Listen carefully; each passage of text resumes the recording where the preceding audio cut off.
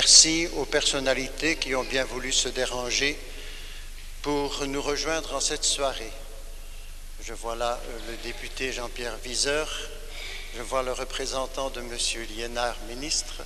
Il y a aussi Marc, qui est le pasteur de la paroisse protestante de Glun. L'échevin de la culture est là présent, et aussi M. Tyran, qui viennent là, bien sûr, surtout comme des amis. Merci aussi, je voudrais le dire ici, à tous les sponsors qui ont permis de réaliser les affiches et les programmes. Merci surtout à tous ces gens de chez nous, ici Glun, qui ont cru à ce gospel, qui l'ont préparé depuis 1 an, chacun à son niveau. Car je peux bien l'affirmer ici devant vous, ce fut un véritable tour de force que de réunir petits, grands, jeunes, plus âgés. C'était une gageure, et ce sont les gens des Houilles qui viennent de le dire aussi, que de dynamiser tout ce monde-là pour vous présenter ce soir un spectacle qui sera sans doute très imparfait, mais qui viendra du plus profond du cœur de chacun des acteurs, des chanteurs, des choristes, des responsables, de tous. Quand vous les applaudirez, souvenez-vous qu'ils sont tous et toutes des bénévoles. Notre souhait à tous, c'est qu'ils vous permettent d'entrer un peu plus avant dans la compréhension de la parole de Dieu, juste en début de cette semaine sainte qui commence, pour mieux en vivre. Puis-je vous signaler aussi qu'il y aura une toute petite entracte de 5 à 10 minutes, pas beaucoup plus, et là vous pourrez trouver sur le côté des pins de la catéchèse de Glun, un tout petit stand.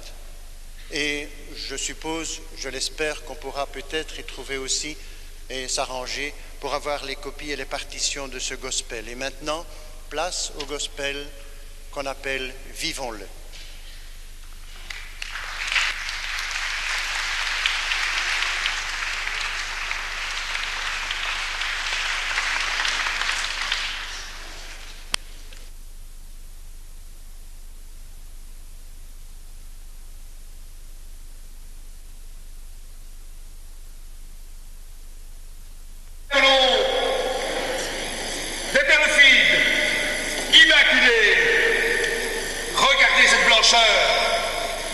Ce satiné, elle se nourrit exclusivement de fleurs de farine et d'olives broyées. Je les nourris moi-même, je les élève moi-même, je n'ai jamais eu des compliments. Et toi là, n'excite pas mes oiseaux, car après, tiens, qui voilà, depuis tout ce temps, grand voyageur, viens ici t'asseoir. Dis donc, tu n'étais même pas là pour la Pâque. Et non, j'étais à Damas. À Damas, ça fait un bout de chemin. Oui, mais tu sais, j'ai l'habitude. Et je tenais à être à Jérusalem pour les semaines. Papa, c'est quoi les semaines? La fête des semaines, c'est 50 jours après la Pâque. C'est demain. Mais je croyais qu'on fêtait la loi de Moïse. Ah oui, mais avant, on appelait ça les moissons. Et on offrait à Dieu les premières moissons. Avant quoi?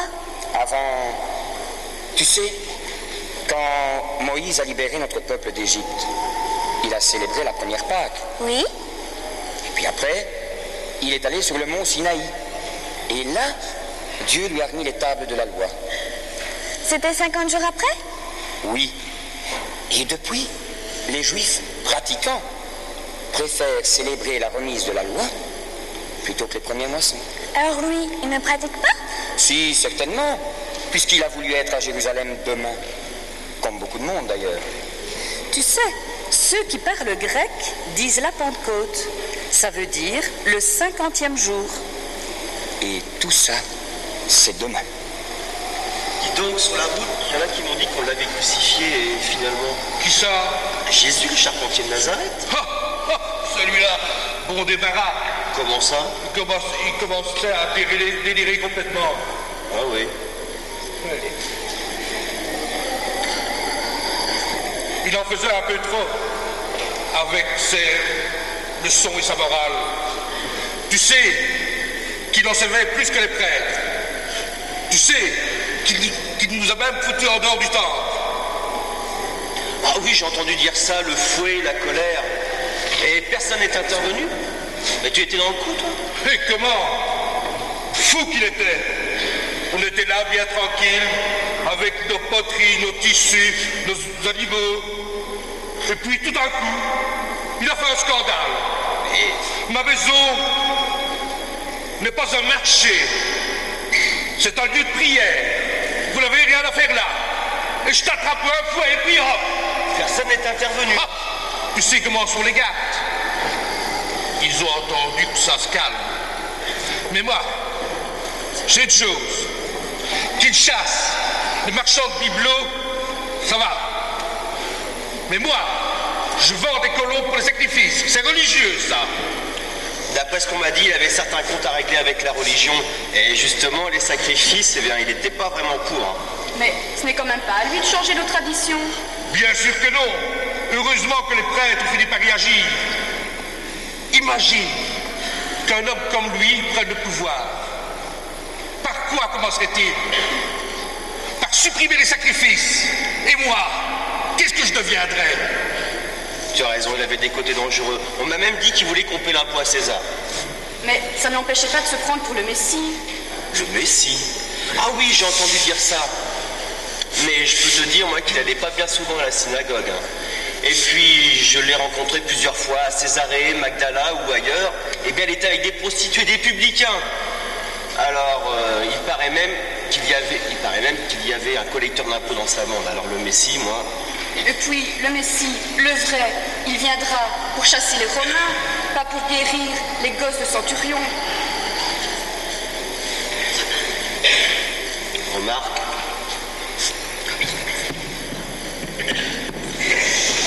Il connaissait tellement bien les lois qu'il y en a qui le prenaient pour le prophète. Un prophète, tu rigoles? Tout ça, c'est blasphème et compagnie. Il a même dit que le temple était la maison de son père. Le temple de son père? Il a vraiment dit ça? Oui, oui, il se prétendait fils de Dieu. Il a raison, c'est du blasphème, tout simplement. En tout cas, dans un sens, il n'avait pas tort. Les marchands n'ont rien à faire dans le temple.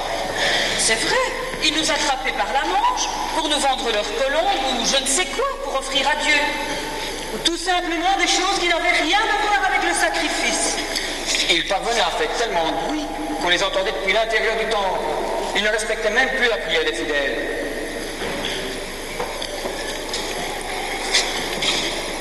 Tant qu'ils sont tirés par la magie, tout allait bien. Tout le monde suivait le mouvement. C'est bien pour ça qu'ils se sont débarrassés de lui. Ils se mêlaient un peu trop de leurs affaires et ça commençait à les déranger. Maman, pourquoi ça les dérangeait si Jésus faisait leur travail? Parce que ça avait l'air de dire qu'il n'était pas capable de le faire. Et Caïphe n'aime pas qu'on dise ça. Alors tu comprends? Pour montrer qu'il était le chef, Caïphe, il fallait qu'il fasse un exemple. Une punition, si tu préfères. Pour que personne n'ait envie de faire comme Jésus. Et oui, tu vois, les prêtres ont cru qu'ils voulaient prendre leur place. Alors, ils s'en sont débarrassés. Mais pourtant, il était gentil. Un jour, il a même dit à ses amis de nous laisser venir vers lui. Et il nous a raconté des histoires.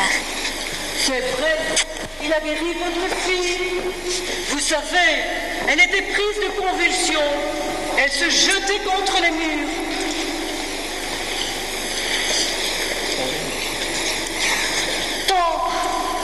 Tant qu'ils sont tirés par la magie, tout allait bien. Tout le monde suivait le mouvement. Quoi? Ce n'était pas de la magie. Les magiciens, les guérisseurs, tiens, même les prêtres ne pouvaient rien contre le démon qui habitait notre petite fille. Eh bien, Louis-Jésus, il l'a guéri et il l'a fait en implorant le nom de notre Dieu. Moi non plus, je ne crois pas que c'était de la magie. Il a guéri 30 gens qui étaient infirmes de naissance, malades ou possédés. Et même sans parler de miracles. Il connaissait trop bien nos traditions et nos saintes écritures. Moi, je l'ai connu. Je l'ai vu enseigner dans le temple. Il n'avait qu'une douzaine d'années. Eh bien, il a cloué le bec aux docteurs de la loi. Peut-être, mais en attendant les docteurs de la loi, eh bien, ils se sont débrouillés pour le brûlé, lui, sur une croix. Et cette fois-là, il n'y a pas eu de miracle. Point final. Ses disciples disent qu'il est ressuscité. Ressuscité? Et puis quand encore? Ne me dis pas que tu crois à cette histoire de pierre roulée et de tombeau vide. En tout cas, il l'avait annoncé. Et tout ce qu'il disait prenait sa source dans les Saintes Écritures. Tu connais pas la meilleure? Ce Jésus-là, il avait menacé de détruire le temple et de le rebâtir en 3 jours. Tu te rends compte? En 3 jours, le temple, il a vraiment dit ça? Tu sais, quand ton papa c'est le bon Dieu, mais en entendant, il n'a rien détruit du tout.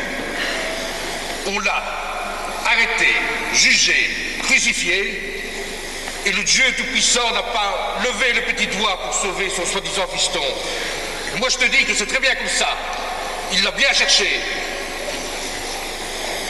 Certains disent que le temple dont il parlait, c'était lui, et que les 3 jours, c'était le temps passé entre sa mort et sa résurrection.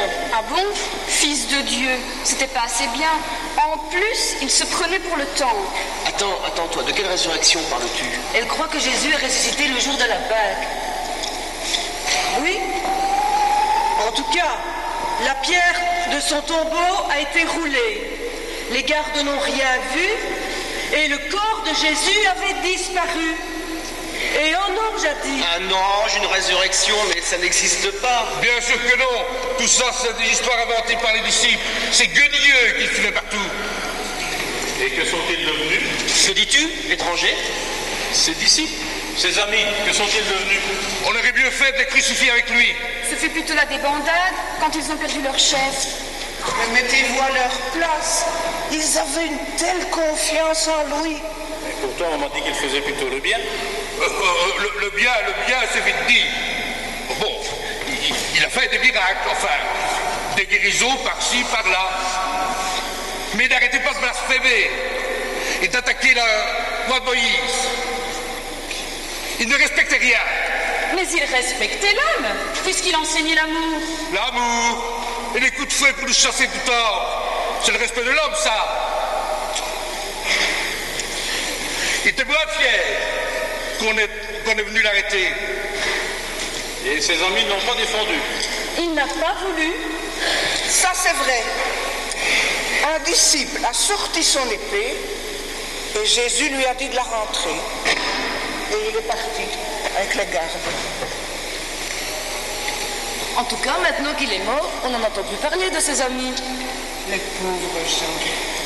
Il leur avait donné tellement d'espoir. Il s'est bien fichu d'eux, oui. Et comme ça s'est mal terminé, ils sont obligés de se cacher.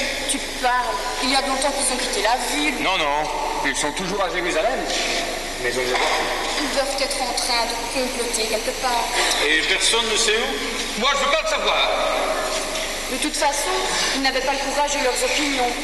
Quand donc Jésus était chez Pilate, eh bien moi, j'ai parlé avec celui qu'ils appelaient Pierre. Il m'a juré qu'il ne le connaissait pas. Comme ami, on fait mieux. Et puis, il était aussi d'ailleurs celui qui l'a dénoncé à Caïphe. Et pour de l'argent en plus. Mais on m'a dit que Judas s'était vendu. Mais je crois bien que lorsqu'on l'a livré, il ne pensait pas qu'on allait le crucifier. En tout cas, moi, avec des amis comme Caïphe, Anna et leurs amis romains, je comprends que les amis de Jésus évitent de se montrer. Mais moi, je viens de loin pour les rencontrer. Ça m'étonnerait que tu les trouves. Ils ont bien soin de se montrer. Ils ont bien trop peur. Et ils ont raison. Car moi, si je les vois, si je les zappe,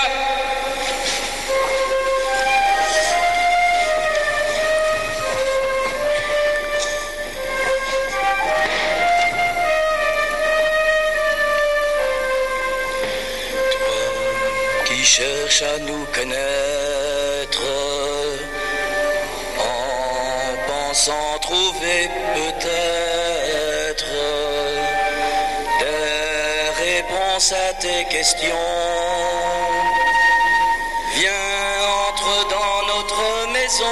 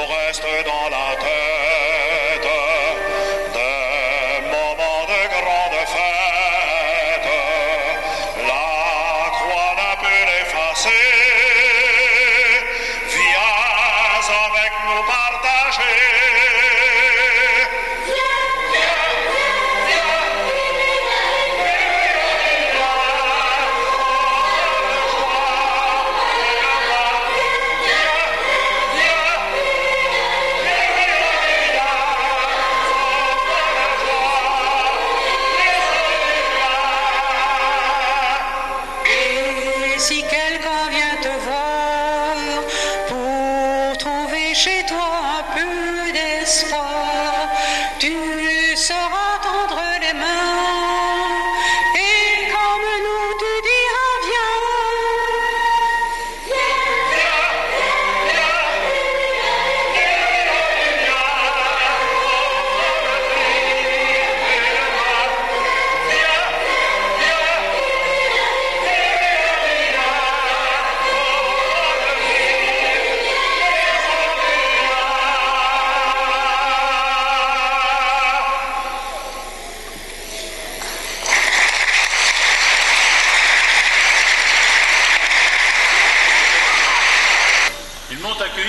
Et ils ont voulu tout m'expliquer. Ils ont l'air sur d'eux, mais pourtant ils se cachent. Ce Jésus qu'ils ont suivi est mort, mais ils ont gardé l'espoir. Bien sûr, ils disent qu'il est ressuscité, qu'ils l'ont vu plusieurs fois depuis la Pâque, qu'ils l'ont vu monter au ciel. C'est quand même difficile à croire. Quoique, il doit y avoir du vrai dans tout ça. Il y a trop de coïncidences avec les Écritures. Mais Jésus, le Messie,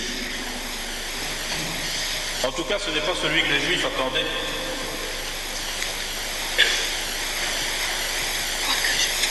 Quoique, je suis sûr qu'il a beaucoup de disciples ici, à Jérusalem, mais ils n'osent pas se faire remarquer. Ils attendent eux aussi. Et moi aussi j'attends.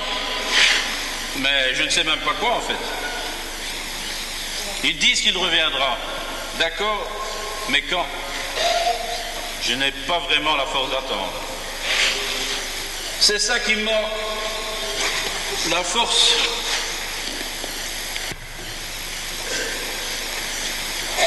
Calme-toi, Pierre.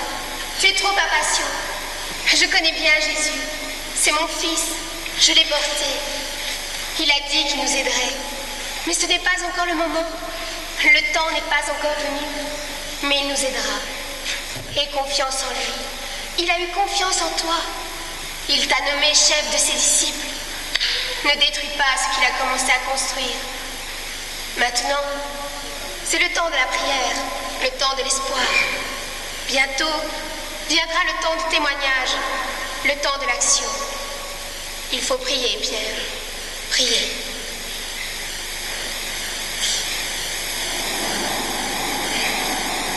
Vous avez entendu? Qu'est-ce que c'est? D'où vient ce vent? Que se passe-t-il? Marie. Regardez. Marie, tu avais raison. C'est l'Esprit de Dieu. Il nous l'avait promis. Tu crois comment je te l'avais bien dit? Évidemment, avec moi, l'Esprit Saint aura un peu plus de mal. Mais ne t'inquiète pas, tu vas comprendre. Attendez, j'ai pas tout compris.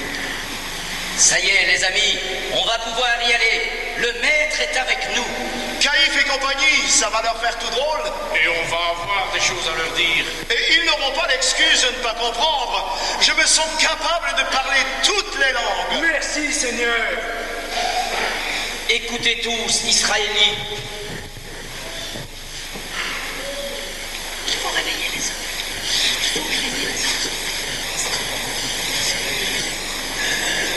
Vite, il faut réveiller les autres. Oui, réveillez-vous, il n'est plus temps de dormir. Que se passe-t-il? Jésus nous a envoyé son esprit. Et je peux te dire que ça fait un drôle de courant d'air. Mais quand ça? Mais là, maintenant. Le prêtre nous l'avait assez dit, de croire en sa parole et d'attendre.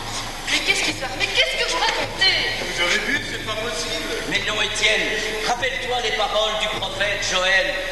Je répandrai mon esprit sur toute chair. Vos fils et vos filles, vos serviteurs et vos servantes, vos vieillards et vos enfants. Tout mon peuple sera prophète. Écoutez tous, Israélites de Galilée et de Judée. Romains, Égyptiens, Libyens, Pertes. Ceux de Mésopotamie, de Cappadoce, de Pamphylie, ceux de vous tous, les tordus, les boiteux, les riches, les pauvres, les petits, les grands. Et votre folie ne vient pas du vin, mais de l'Esprit de Dieu. Venez recevoir le baptême de Jésus. Convertissez-vous. Le Messie que le Dieu d'Abraham avait envoyé pour vous sauver, vous l'avez livré, condamné, crucifié. Eh bien, sachez-le, Dieu l'a ressuscité, comme David l'avait annoncé dans les psaumes. Et son esprit est en nous. Hosanna, Maranatha.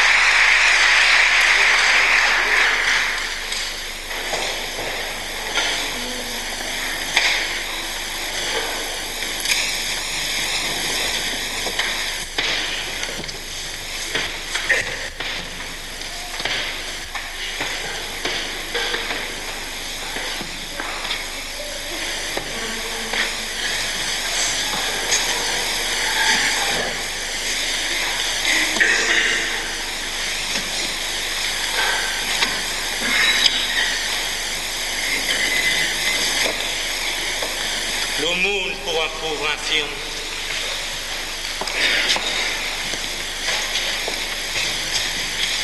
L'aumône pour un pauvre infirme nous donne sens.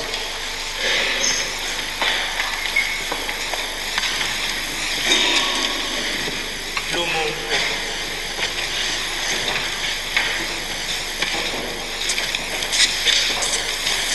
L'aumône provinciaux. Film de naissance? Oui. Quel âge as-tu? Il y a bientôt 40 années que les fautes de ma mère ont fait de moi cette moitié d'or. Et tu as toujours la force de venir ici à l'heure du culte? Tant qu'on me donnera de quoi manger, mon maître.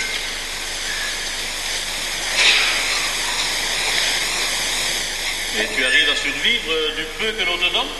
Les gens sont bons et généreux, surtout les plus humbles. Et toi, regarde-moi. De l'or, de l'argent pour un pauvre. De l'or ou de l'argent, je n'en ai pas. Mais ce que j'ai, je te le donne. Au nom de Jésus le Nazaréen,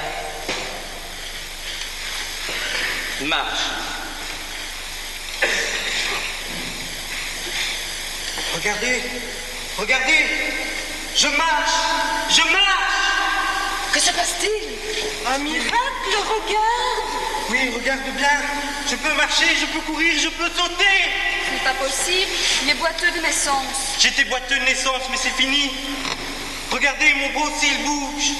Maman, c'est ça, le boiteux, il ne boite plus.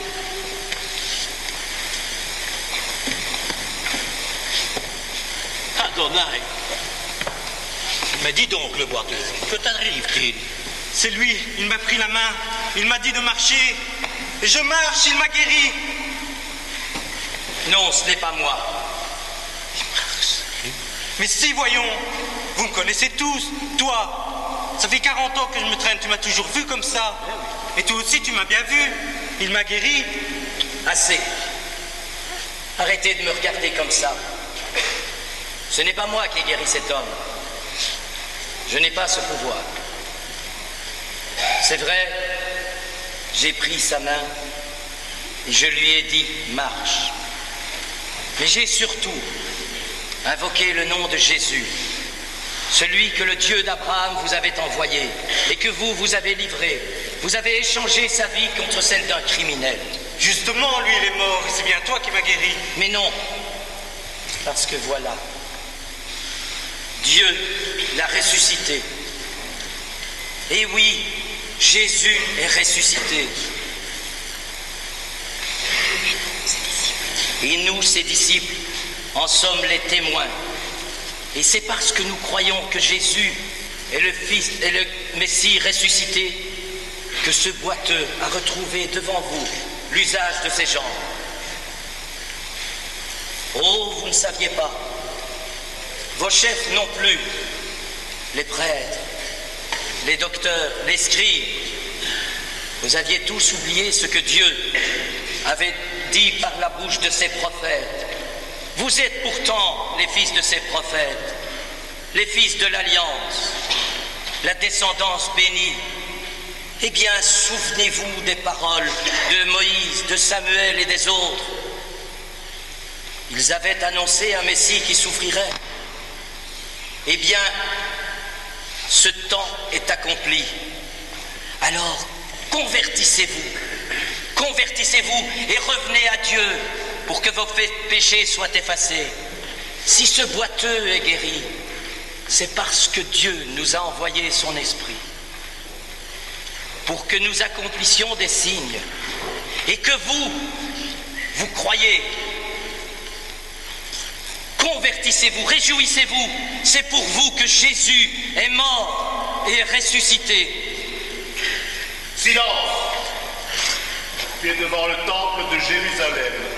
Tu n'as pas autorité pour instruire le peuple. Il faut bien pourtant que quelqu'un dise la vérité. Ton Jésus est mort en croix. Ça ne te suffit pas. Ici, c'est moi, Caïphe, le grand prêtre, qui suis le garant de la vérité divine. Mais tu refuses la vérité d'un Dieu qui a ressuscité son Fils. Tu blasphèmes. Garde, emmenez-le, il est tard, nous l'interrogerons demain. Non, ne me touchez pas. Nous n'avons rien fait. Attention, ne touchez pas. Évitez même de toucher. L'Esprit de Dieu est sur lui. Et emmenez-le aussi comme cela. C'est un ordre.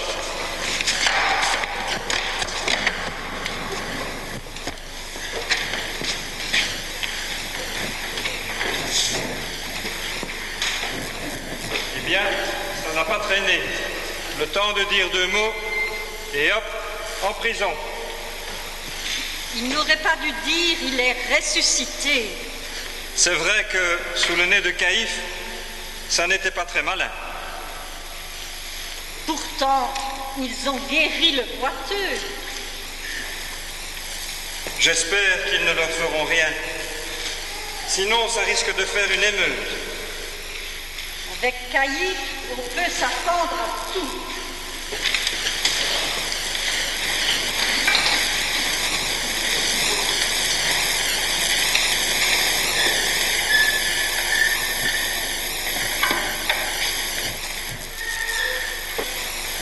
Pierre, tu es blessé? Homme sans foi, païen, idolâtre, vous avez la tête aussi dure que ces murs. Pierre. Vous avez tué le Christ et vous voulez nous faire taire, mais nous crierons plus fort encore. Pierre. Vous avez beau nous emprisonner, Dieu nous délivrera. Pierre, calme-toi. Ce n'est pas par des cris que nous les convaincrons. Ne gaspille pas la force que l'Esprit nous a donnée. Nous sommes... Dieu va nous sortir de là, non? Peut-être veut-il mettre Caïphe à l'épreuve. Ce n'est pas Caïphe qui est en prison, c'est nous. Alors, peut-être veut-il nous mettre à l'épreuve. Nous ne pouvons pas prétendre parler au peuple et refuser de parler à ses chefs. Parler à ses chefs? Non, mais tu as vu Caïphe comme il discute? Tu blasphèmes. C'est moi qui ai raison. C'est plutôt limité comme dialogue. Il est aussi dit qu'il nous interrogerait demain. Nous pourrons nous expliquer. Oh, ils seront tous contre nous. Les prêtres, les scribes, les docteurs. Vous savez, le peuple, il est avec vous. Et moi aussi, je crois. Tu vois, ils n'oseront pas se mettre le peuple à dos. Mais nous sommes bel et bien en prison. Mais tu sais bien que cette prison n'a pas d'importance, que ces murs ne comptent pas. Comment ça ne compte pas? Mais oui, cette prison peut retenir notre corps, mais pas notre esprit. Nous sommes membres du corps du Christ. C'est vrai, Jean. Tu as raison. C'est toi qui as trop de fou, Pierre. J'ai beau avoir confiance en lui, je me laisse toujours emporter par ma colère. Moi aussi, j'ai confiance en Dieu. Mais que voulais-tu dire par retenir nos corps et pas nos esprits? Il voulait dire que ces murs ne peuvent emprisonner notre foi et que la liberté, elle est dans notre tête, elle est dans notre cœur. Ils essayent d'empêcher l'épi de germer, le blé de lever, le pain de lever. Ils voudraient empêcher l'eau de bouillir, cacher la flamme et la fumée, mais ils ne pourront pas éteindre le feu de Pentecôte. Ce n'est pas une averse, même de grêle, qui fait taire les oiseaux.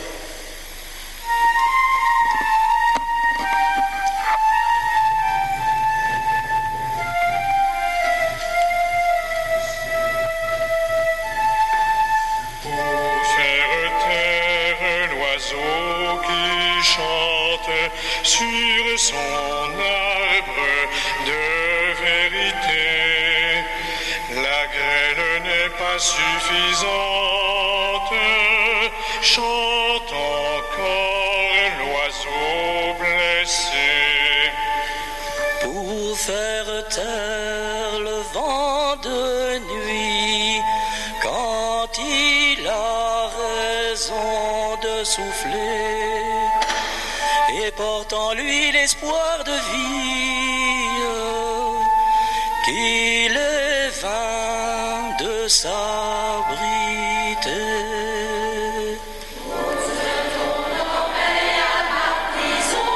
Liberté,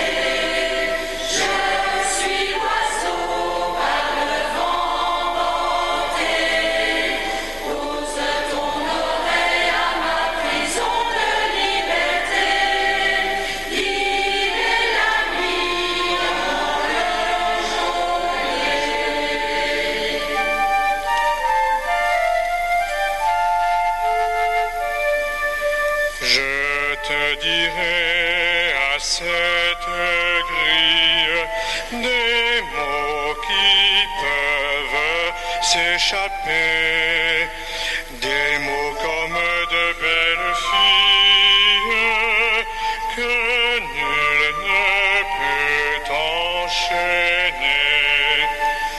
Je te crierai au soupirail, je te dirai de ma prison, de mots passant entre les mailles, de mots qui auront raison.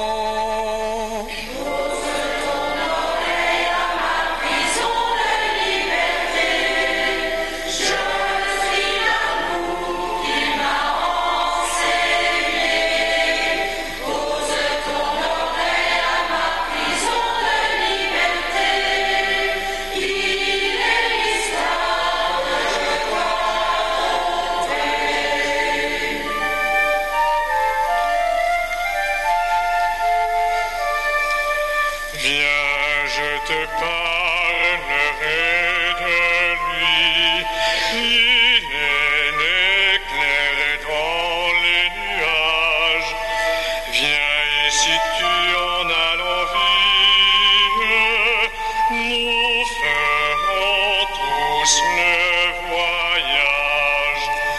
Viens, je te porte une espérance. Par les grilles passe le grain. Reçois-le comme une naissance. Oh, c'est l'amour qui germe demain.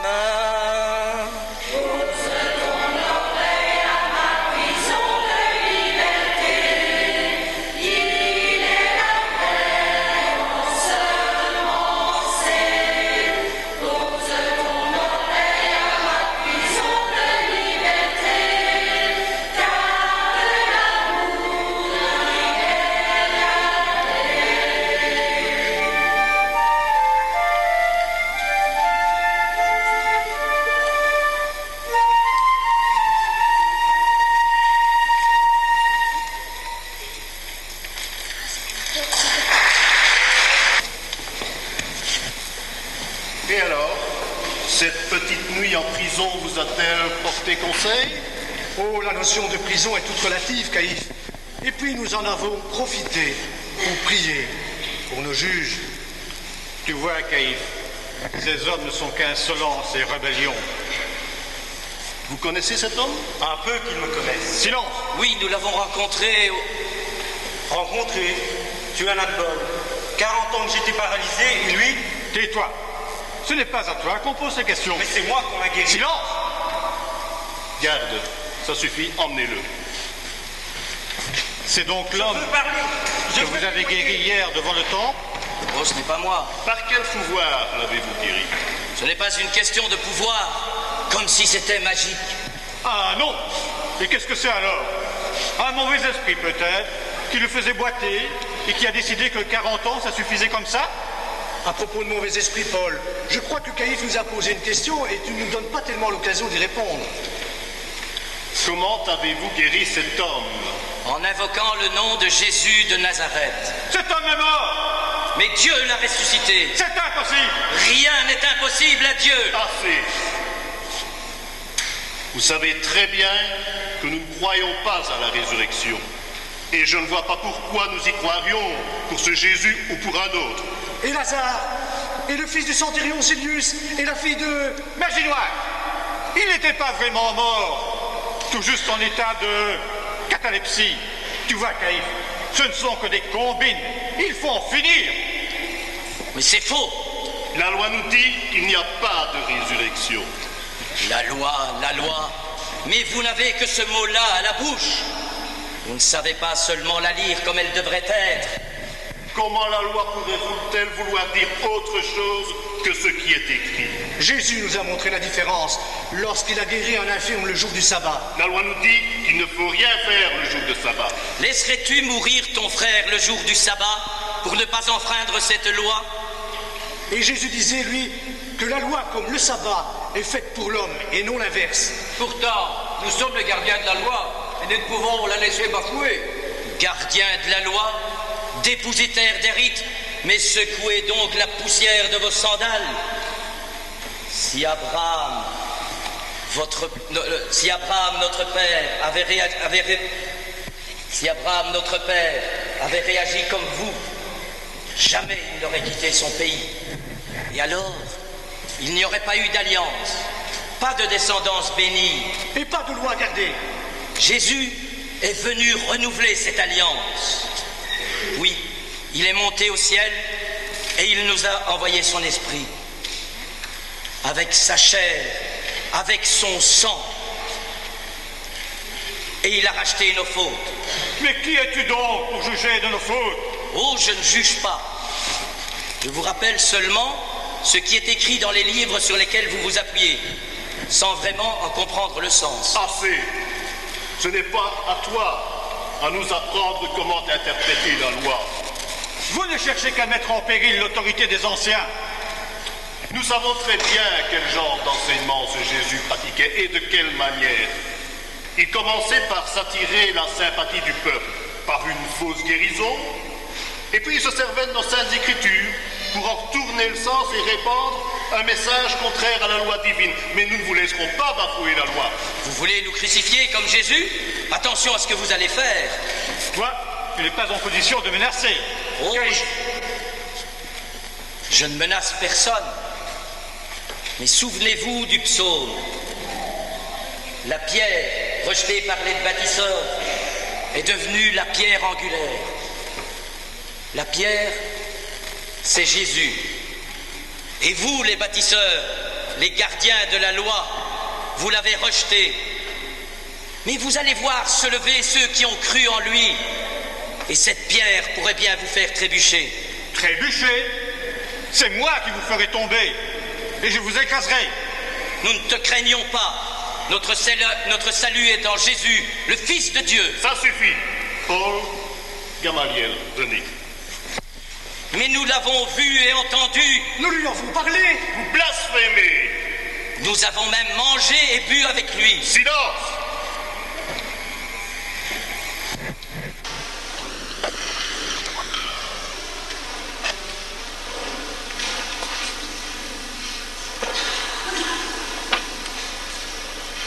Et voilà, ils sont écrits les chrétiens qu'on a fait des livres. Je vous l'avais bien dit, il faut ne pas se faire de soucis. Et alors? Oh, nous craignons bien. Jésus était avec nous, l'agent. Et puis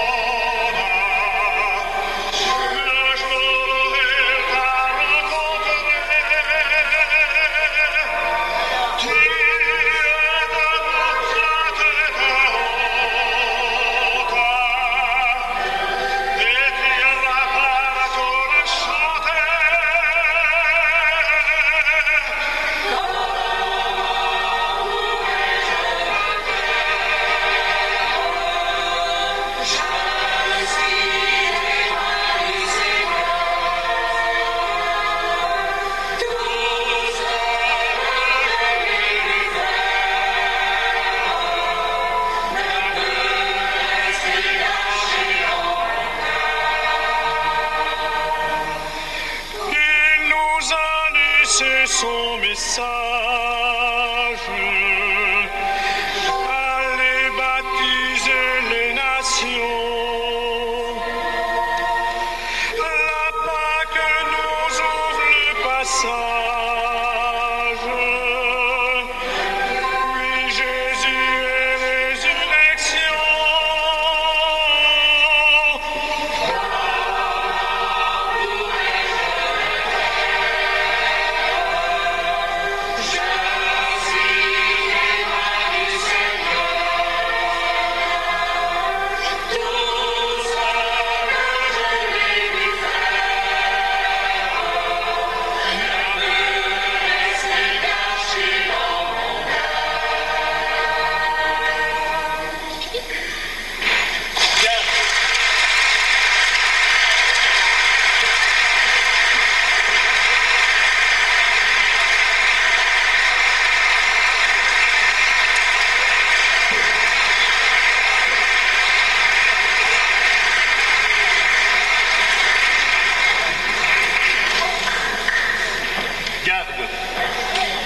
Amenez-moi ces deux hommes qui sèment le trouble dans Jérusalem.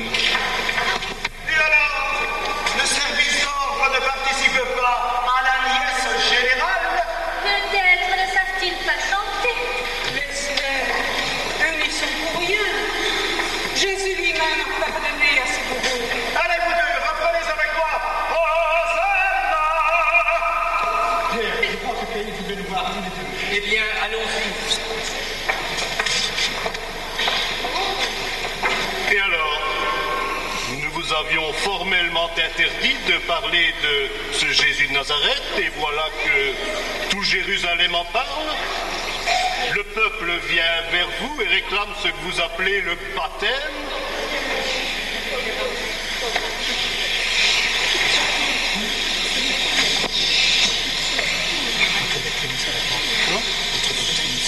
Votre doctrine se répand.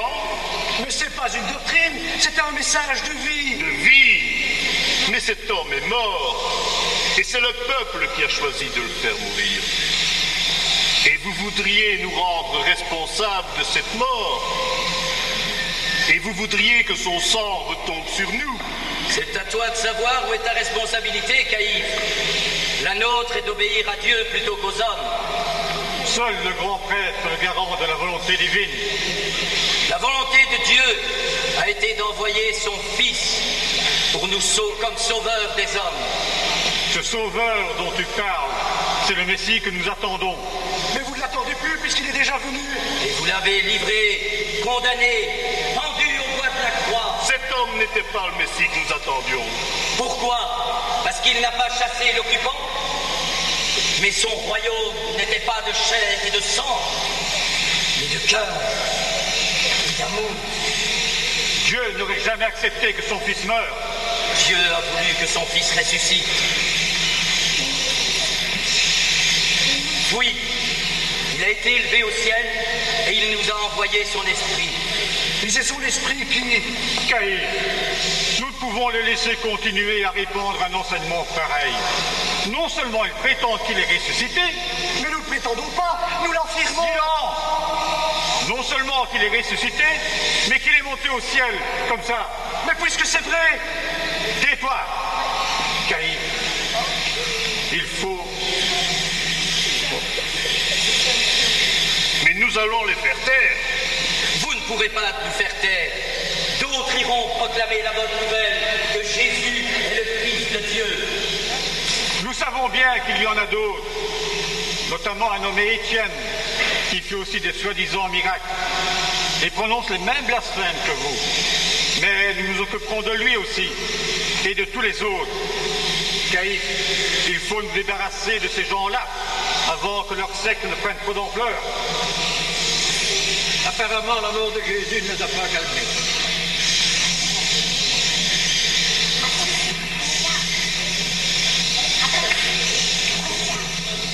Attention, prenez garde à ce que vous allez faire. Vous avez connu d'autres sectes auparavant. Quand les meneurs ont été lapidés, ces sectes ont disparu et il n'en reste rien. Or, elles étaient composées de plusieurs centaines d'hommes. Mais les disciples de ce Jésus sont déjà des milliers. Il n'était que 12 quand ils l'ont tué. Et c'est maintenant que le groupe prend de l'ampleur. De toute façon, écoutez-moi. Laissez-les aller. Si leur force vient des hommes, elle disparaîtra d'elle-même. Si elle vient de Dieu, rien ne pourra l'arrêter. Et nous ne pouvons quand même pas nous mettre en contradiction avec Dieu. Mais nous pouvons laisser leur insolence impunie. Paul a raison, qu'on les flagelle. Et je vous préviens, la prochaine fois ce sera la mort. Je laisserai Paul s'occuper de vous. Garde, donnez 30 coups de fouet à chacun de ces hommes.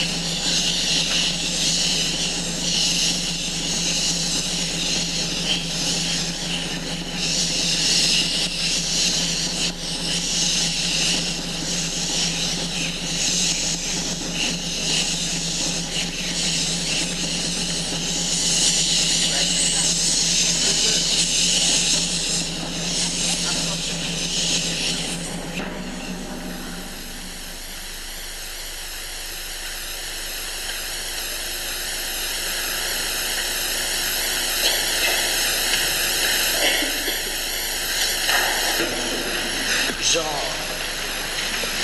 j'ai mal. Mais pourquoi nous met-il ainsi à l'épreuve? Courage.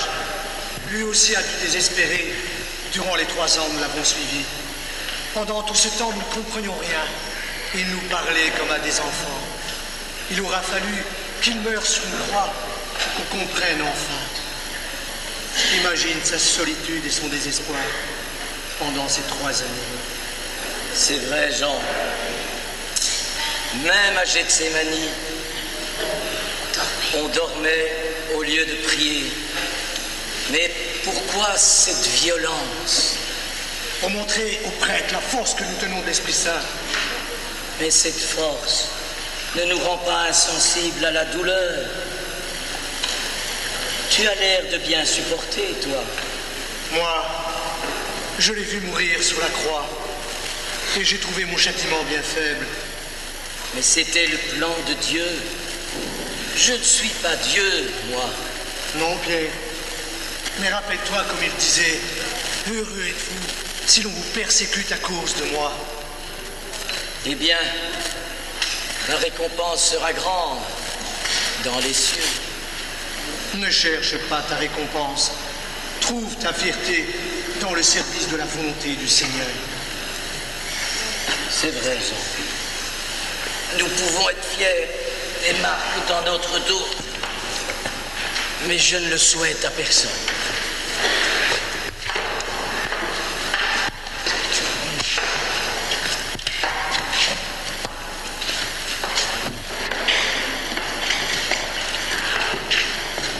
On dirait que Caïphe a été plus dur cette fois. Que vous ont-ils fait? Oh, quelques coups de fouet pour nous faire taire. Tu as l'air fier d'avoir vécu ça? Oui, car j'ai tenu tête à Caïphe et à Paul pour défendre la vérité. Mon corps souffre, mais je suis fier et heureux d'avoir mérité d'être flagellé au nom de Jésus. Mériter des coups de fouet? Mais qui est donc ce Jésus qui mérite qu'on souffre ainsi pour lui? Celui qui a souffert et qui est mort pour tous ceux qui ne le méritaient pas. Mais la croix est un échec. Non, pas s'il y a la résurrection. La résurrection? Oui, la résurrection. La vie après la mort, l'espoir après l'échec. Justement, la résurrection. Le soleil qui perce au milieu des nuages. Ah, comment te parler de Jésus? Sa présence est en moi brûlante comme la flamme du foyer qui chauffe ta maison. Il est semblable à la lampe qui éclaire tes pas et te guide dans la nuit. Il ressemble à cette lueur qui, dès le premier instant de l'aube, déchire le manteau des ténèbres. As-tu déjà ressenti au printemps l'éclosion de la vie au plein cœur de l'hiver? Jésus ressemble à cela, mais il est à la fois le calme et la tempête, le grain dont tu as faim. Par sa mort et sa résurrection, Jésus donne un nouveau sens à la Pâque. Il est venu donner un message d'amour, un message de paix. Tu t'ennuies au loin. Si je te frappe, que fais-tu? Tu te rends agile. Le couronne dans ton dent. Jésus nous dit de tendre l'autre jour. Autre chose. Et puis quoi encore? Autre chose. Ton ennemi est à moitié mort sur le bord du chemin. Que fais-tu? Je ne sais pas, je regarde ailleurs, je fais un détour. Jésus nous demande de l'aider, de l'aimer. De l'aimer? Oui. Si tu réponds à la violence par la violence, qui donc s'arrêtera? On ne peut tout de même pas laisser les prêtres vous torturer ainsi. Vous n'êtes pas des voleurs, ni des criminels. Vous ne faites rien de mal. Et qui es-tu pour juger les prêtres, les voleurs, les criminels? Qui es-tu pour juger de qui fait le bien et qui fait le mal? Jésus disait, avant de regarder la paille qui est dans l'œil de ton voisin, regarde donc la poutre qui est dans le tien. Dans ton regard à toi, je vois comme une étrange lueur. C'est la joie de parler de lui. C'est son esprit, la force qu'il nous a donnée et la connaissance de Dieu. La connaissance? Oui. Le jour de Pentecôte, nous avions peur parce que Jésus n'était plus avec nous. Alors, l'Esprit est venu sous la forme d'une flamme.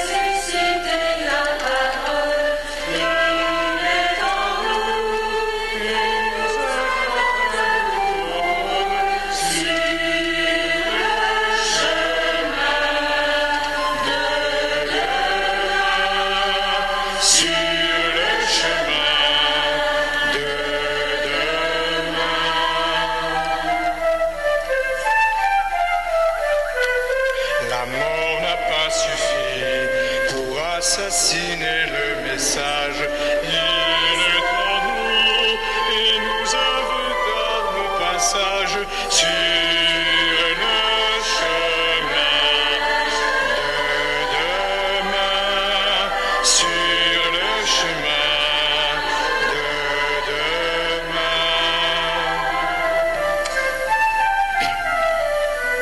Un seul geste suffit pour renouveler la lumière.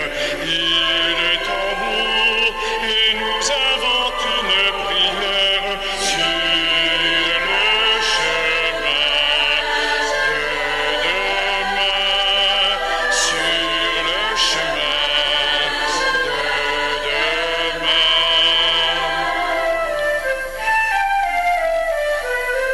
sourire suffit pour transfigurer un regard.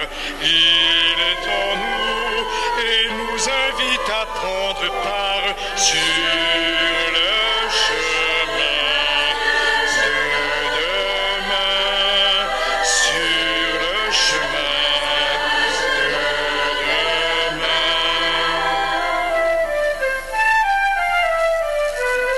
Une fleur a suffi pour ressusciter le désert. Il est en nous et nous invente une autre terre sur le chemin de demain, sur le chemin de demain.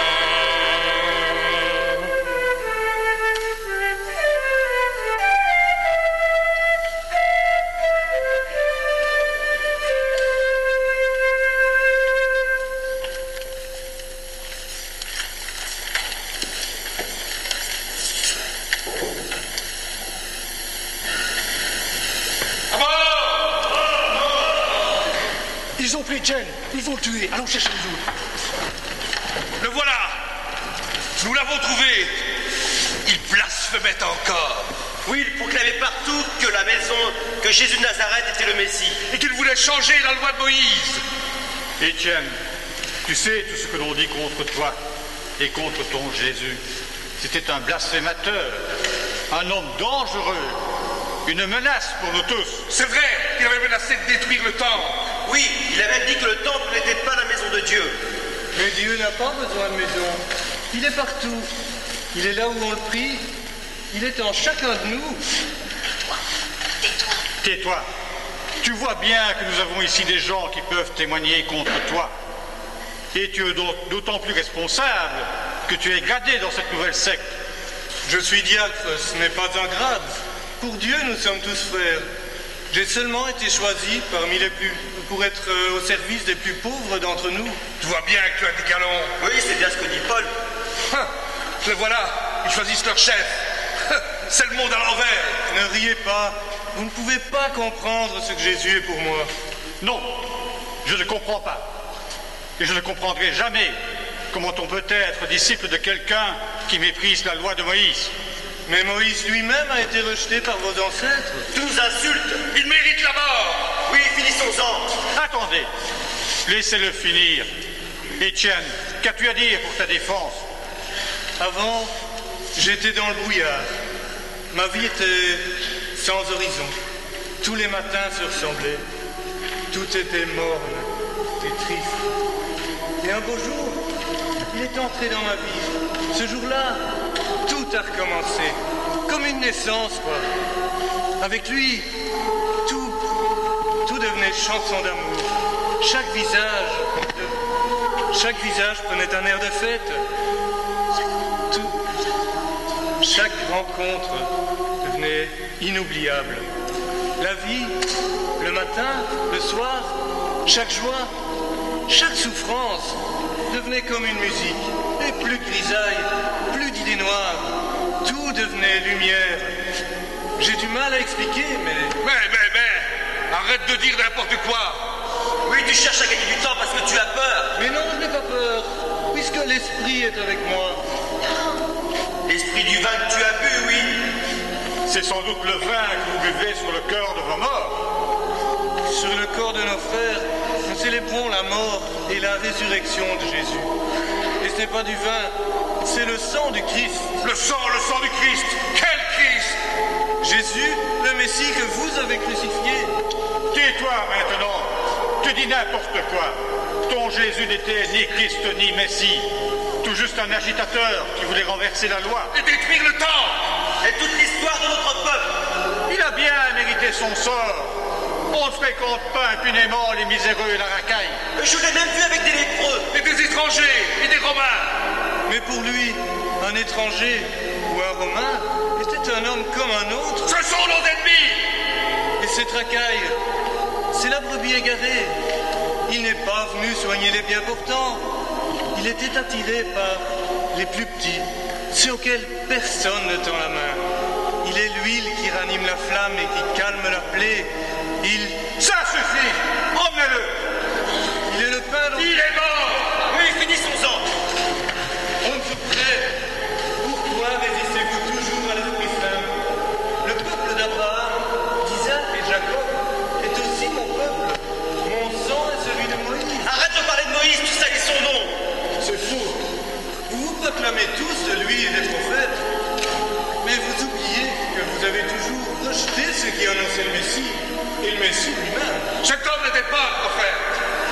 Il est assis à la droite de Dieu. Il a bafoué la loi!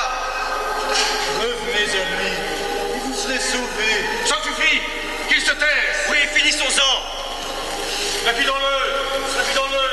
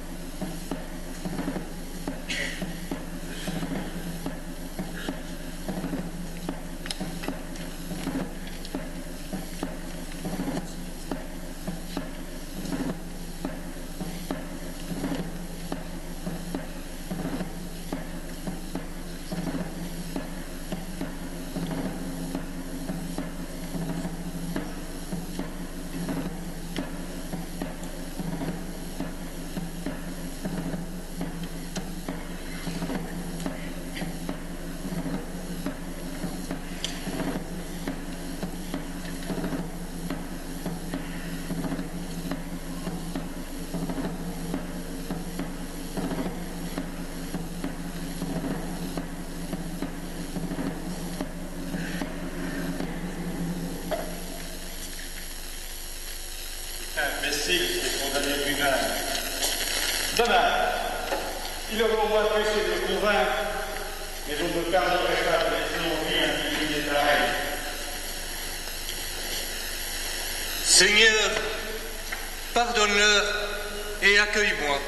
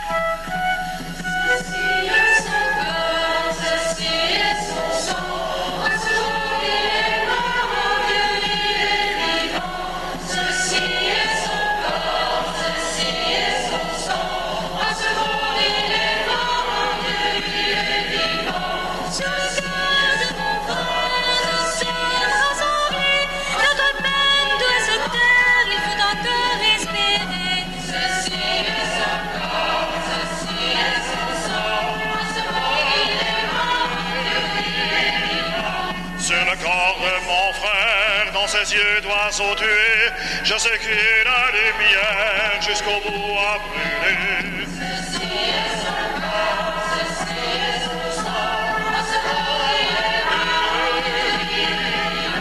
Sur le corps de mon frère, nous partageons le pain, nous partageons le vin, il disait à la fin.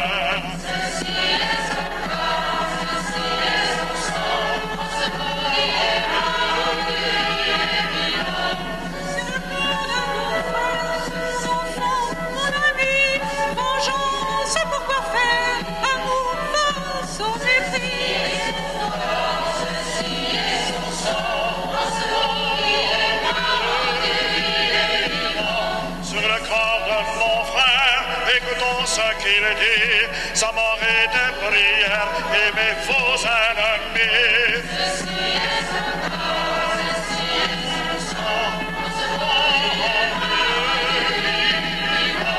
Sur le corps de mon frère, je prie pour ces hommes-là qui croient faire la loi en lançant une pierre.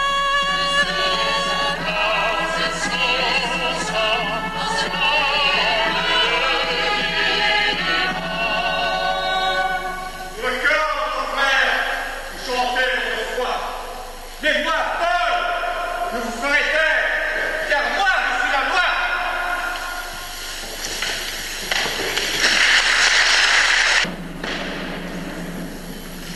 Paul, pourquoi me persécutes-tu? Non, Paul, ne cherche pas, tu es aveugle. Oh, pour quelque temps seulement. Écoute, pour une fois, est un Dieu de fragilité, Paul, un Dieu d'amour. Et toi qui persécutes ceux qui vivent dans cet amour, toi qui exécutes ceux qui voient un nouveau jour, je viens te dire que tu vas me suivre.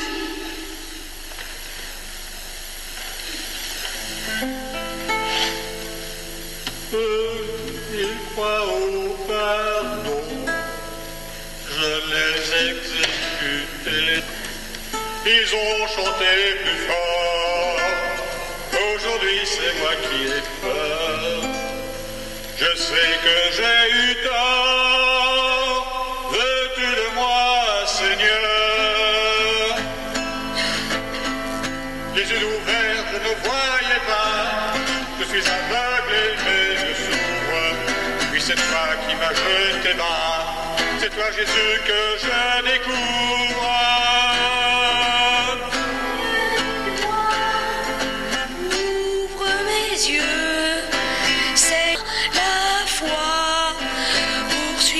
Tes pas, fais que je vois. Toi qui te disais fils de Dieu, ouvre mes yeux, Seigneur, fais de moi ce que tu veux. Seigneur, aide-moi et donne-moi la foi pour suivre tes pas, fais que je vois.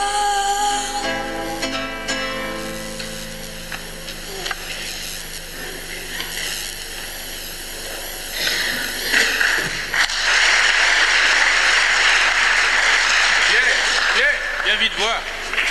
Mais c'est Paul? Qu'est-ce qui lui arrive? Je ne sais pas, il est là, il est tombé, il est là sans bouger. Oh Pierre, écoute-moi.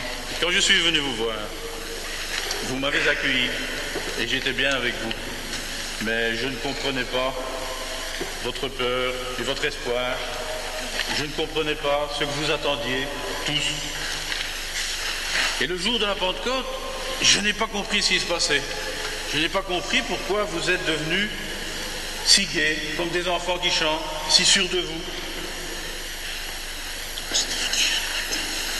Et quand je t'ai vu guérir le boiteux, je n'ai pas compris pourquoi on vous emprisonnait pour ça. Et plus tard, pourquoi vous aviez l'air si fier d'être malmené à cause d'un homme qui est mort sur une croix entre des criminels.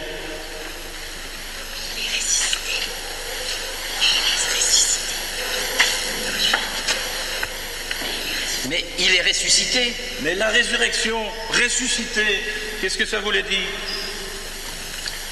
Et puis j'ai vu Étienne. Je l'ai vu tomber, sans un cri, sans rien.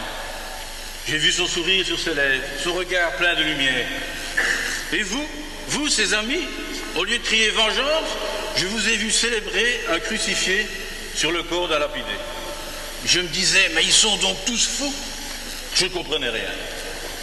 Et maintenant, je viens de voir Paul, celui qui depuis le début vous pourchasse. Je l'ai vu tomber, appeler Dieu et pleurer. Pierre, maintenant, grâce à Paul, je comprends tout. La pierre angulaire, l'éclair dans les nuages, les moments de grande fête. J'ai reconnu le vent de nuit, l'oiseau qui chante, la prison de liberté, le feu de Pentecôte, la graine ensemencée. Pierre, je sais que la mort n'a pas suffi. Je veux être des vôtres. Je veux devenir disciple du Christ. Crois-tu, comme nous, que Dieu nous a envoyé son Fils et que ce Fils, c'est Jésus? Oui, Pierre, j'y crois. Crois-tu qu'il nous a envoyé son Esprit, feu de Pentecôte, qui nous guide dans son amour? Oui, Pierre, je le crois. Alors, Luc,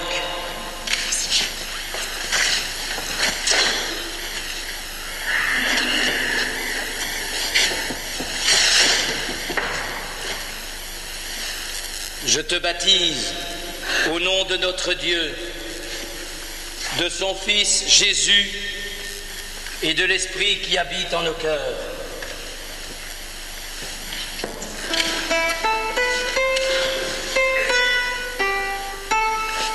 Mais tous ceux qui suivaient tes pas et qui vivaient de ta parole, pourront-ils accepter ou pas que moi, Paul, je change de rôle?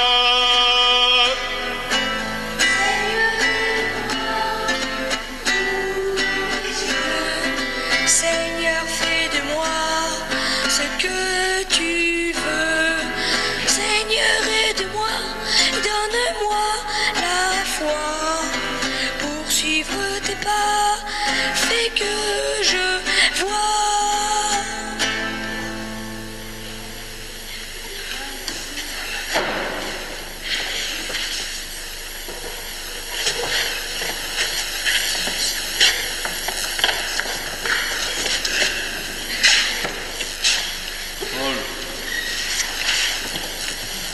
Paul, tu es aveugle, mais ton cœur s'est ouvert. Pour suivre ses pas et le servir, le ressuscité t'ouvre les yeux.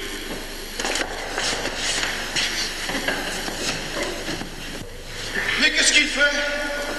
Pierre! Qu'est-ce qui lui arrive? Il baptise Paul, il est fou. C'est pas pour dire, mais c'est quand même lui qui vous a fait flageller. Et lapidé Étienne. Mais enfin, Jean, fais quelque chose. Ce que vous ne savez pas, c'est que c'est Dieu lui-même qui a converti Paul. Dieu? Comment ça, Dieu? Quand? Mais comment?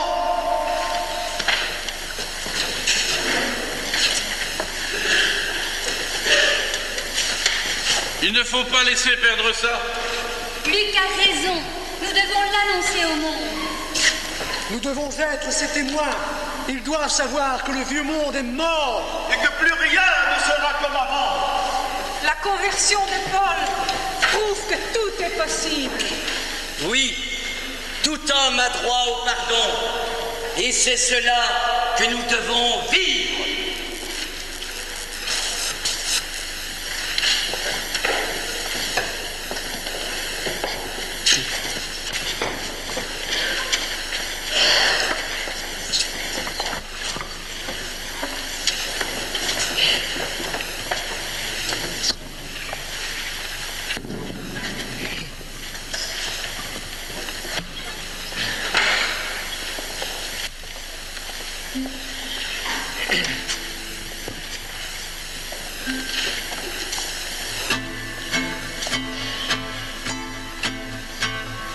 Si nous croyons que le pardon rend plus riche que la vengeance, si nous croyons que tenir bon est le signe d'une espérance, si nous croyons que la passion s'éveille en nous comme une danse, vivons-le dans le Seigneur.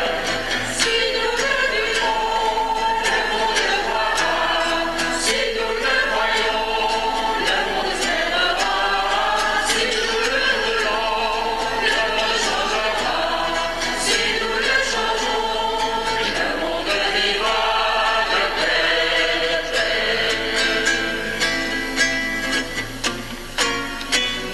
Si nous croyons au Dieu béni, le Créateur de notre terre, si nous croyons en Jésus-Christ, qui nous a appris sa prière, si nous croyons en son esprit, qui nous révèle sa lumière, vivons-le dans le Seigneur.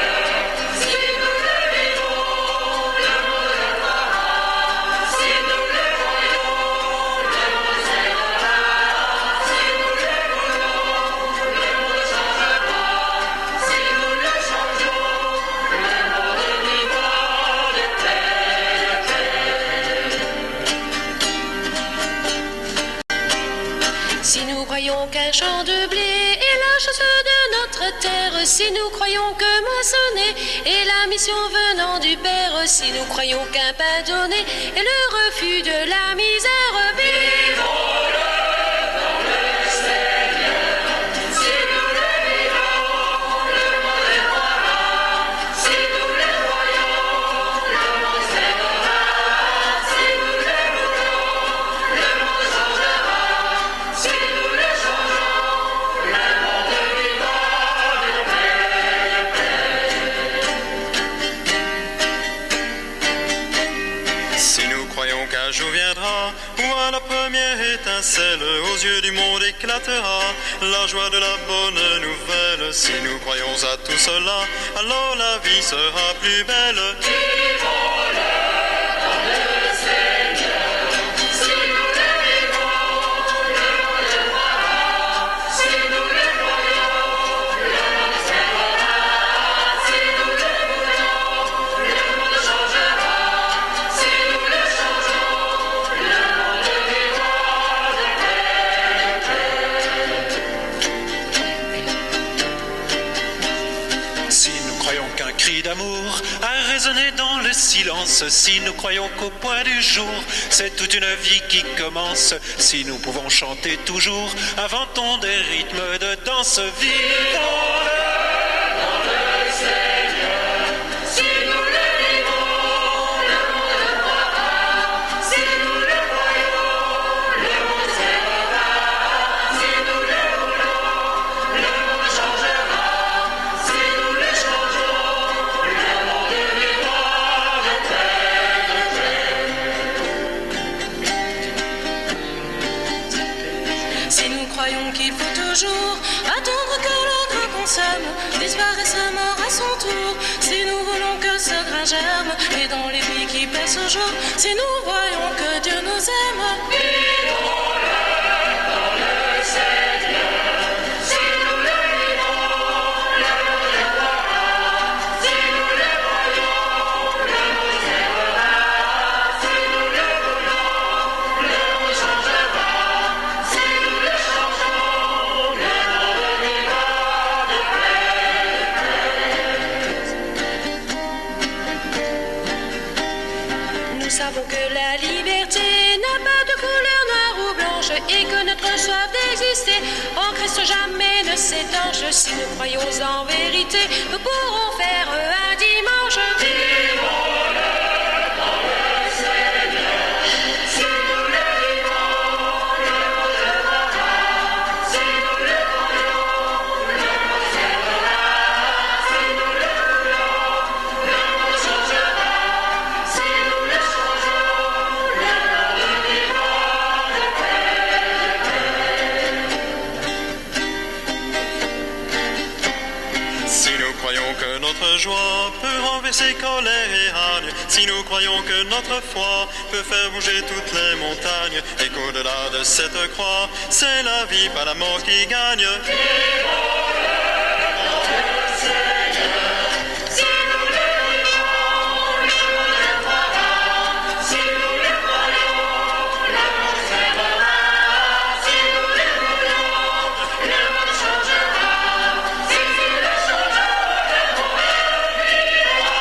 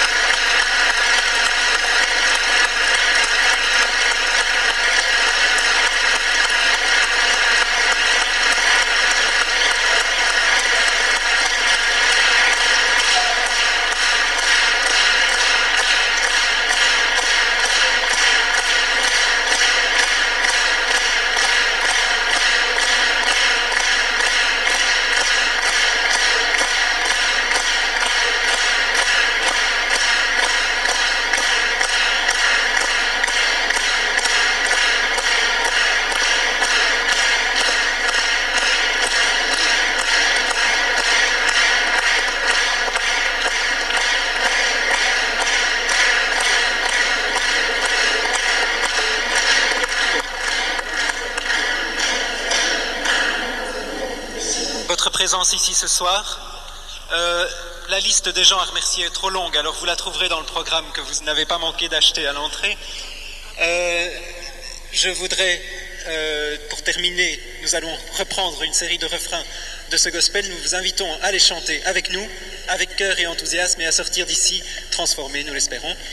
Alors je signale aussi qu'à la sortie, les gens de la paroisse de Houille qui sont ici présents, donc qui ont créé le spectacle originellement, vendront les cassettes de ce spectacle, cassettes audio, et les brochures de texte, ainsi, pas de brochures de texte, voilà, mais en tout cas les cassettes. Vivons-le.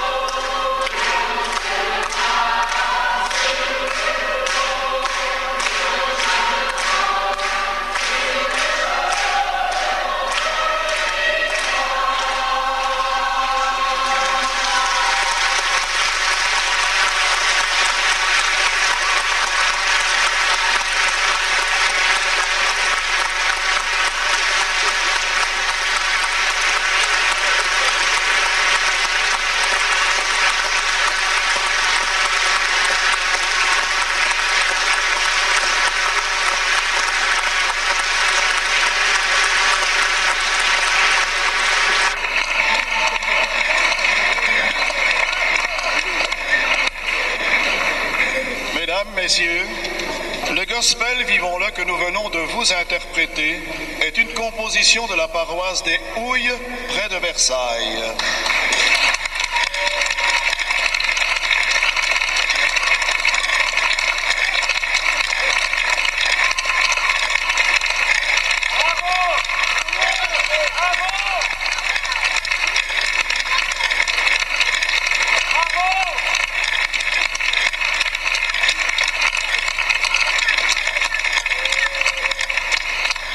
Les costumes ont été imaginés par Vie Féminine.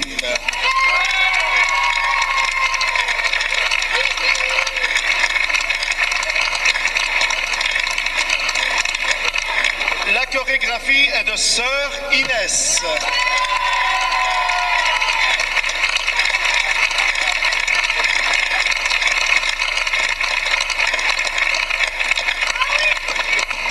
Ingénieur du son, Sixte Grignard et Pierre Finet.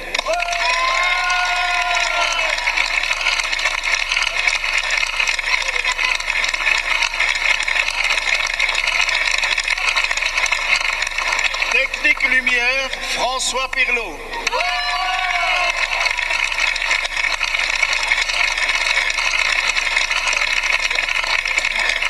La mise en scène est de Frédéric et de Philippe Rouls.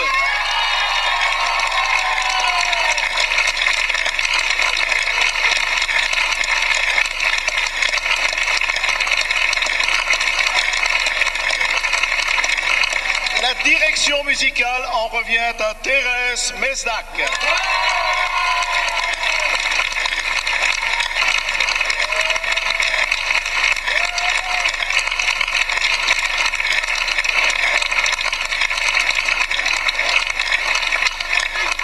Tous les interprètes et toutes les personnes qui nous ont aidés par leur talent étaient des bénévoles et chez nous qui ont donné beaucoup de leur temps au service de la parole de Dieu. Merci à tous de votre participation.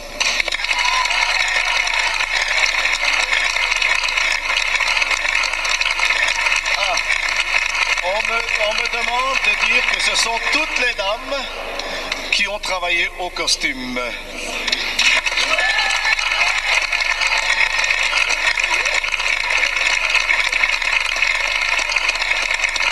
Merci.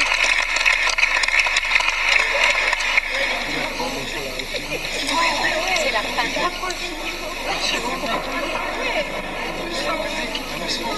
Merci.